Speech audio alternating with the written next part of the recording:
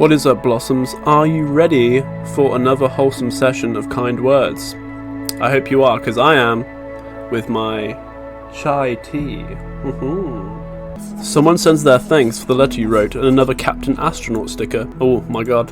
Many stickers. Oh, I got a new fish, trouser fish. Very interesting design. I like it. Ooh, someone wrote me a letter. Okay, this is the question about interviewers, because I'm applying for Japan. Let's see what we got. We got many letters. Be confident in yourself, that's the only way. Good luck to you and in your future. P.S. My husband went to Japan 3 years ago and he said it was the most beautiful place in the world. That's why I'm going. If I like it enough, I'll just live there. I'm in CS with technical interviews, but I hope that can help. Getting your foot in the industry is definitely much better than getting the best offer instantly. Okay, that's good advice. As with many places, people try to hire based off your experience in relevant fields. Even if it's not your dream job, working there for a year can get you into your dream way more easily. Who knows, maybe you'll end up enjoying working at certain places too. If it's all about location, Japan is pretty amazing, not just Tokyo. Okay, good letter. I respect it. You are the best teacher ever if you're playing this game. That is so damn cute, I could hug you. I'm not an interviewer, sorry. Good luck with you. Good luck though. I wish I could go to Japan. Stay toasty. Big respect to this letter. That's cute. Be honest and accept your flaws. Just make sure you make them seem good, if that makes sense. Okay. Is that Oscar? Yeah, it might be Oscar. Yesterday I was listening to a YouTuber who uses a lot of Instagram as well, Vanessa something. She showed a graphic of her growth and it was like plain, nothing. Oh, this is the YouTube response. Okay. Plain, nothing, few subscribers, nothing for months, and then boom, the subscribers started pouring and adding. She said she was uploading videos after videos with very small, almost no results. What if she just stopped before the boom of subscribers? Keep editing and uploading 25, 30, 40 videos, the boom will appear. The boom, I have heard of the boom. Apparently it just kicks off and then you get a growth and it just keeps going. That would be an amazing moment. Would love to just hear some stories of positive change people have made in their lives recently, however small. Make my morning.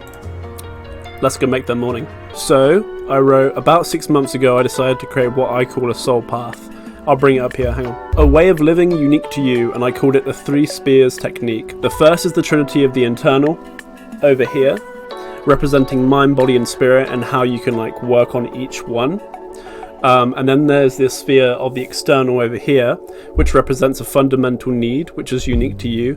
So for me, that was like passion, desire, and adventure, and how I can work on those, and like what sort of job spheres, you know, that I can fit those into. And if I work on them each day, then gradually over time I will have all spheres sort of ready for me, so that I will always have that available. So I'll always be able to adventure, I'll always be able to indulge in passion and compassion, and I'll always be able to sort of have material things, which is what the desire is under, like money if I need it. So yeah, there you go, send that over to this positive individual. Okay, I think we got some new tracks. Okay. Alright, it's called Mid-Century. Oh, I'm actually digging this. Hang on, I'm gonna look this up, guys. Hang on. I never thought I'd hear medieval lo-fi and be like, yeah, that's a banger. I'm usually really soft, but recently there's so much anger in me. I see competition everywhere. I'm filled with frustration. I'm violent in my nightmares, in which I'm usually the victim. What's wrong with me? Okay, so I wrote, jealousy is the thief of joy, and comparison is the seeds of destruction of authenticity. What this means is that by being jealous, you will steal your own joy, which will stop your progress, and you may potentially steal the joy of others around you as well. And jealousy is difficult because it's the most complex emotion to get rid of. It's so hard to like come up with something to help you stop being jealous of others.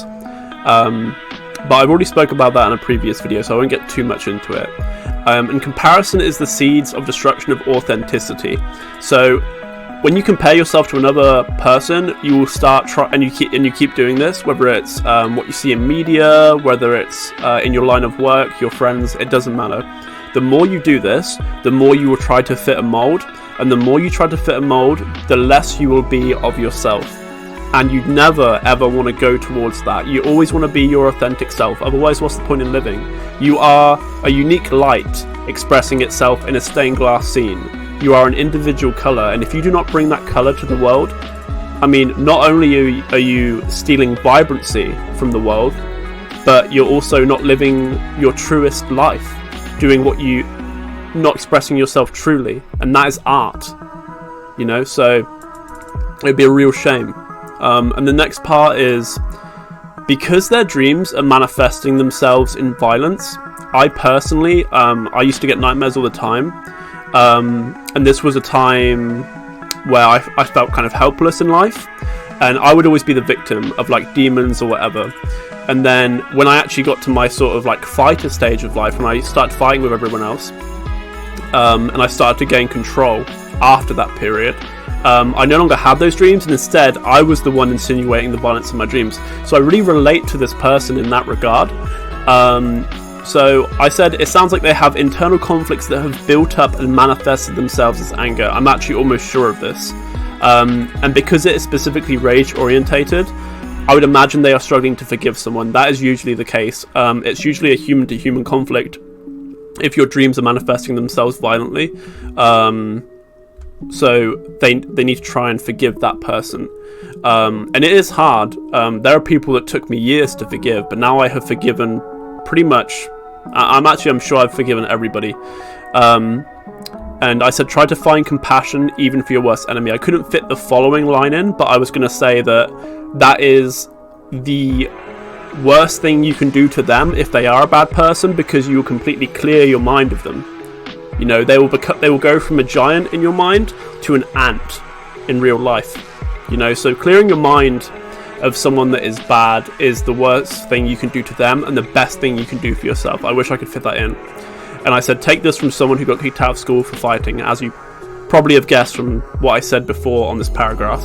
So yeah, this was quite a deep one, and one that I have a lot of sort of experience on. But yeah, let's send this over. Sometimes I feel I will never reach my goals. I try hard, sometimes things just don't work. I'm getting older, but I'm not getting results or feeling happier just trying. Okay, I'm gonna write something pretty deep here. Is it better to live a life trying your hardest to achieve your truest dreams and maybe never reaching them but always trying? Or to live an easy one, achieving the dreams of others? Like a leaf that has fell from a tree and fell into a river. Slowly the leaf working its way around the bends, but most leaves clump together on the sides. And just joining the rest of them, joining the rest of the dreams, the clump. Or is it better to strive with the current, against the current even, to try and go where no leaf has ever been? Your truest dream.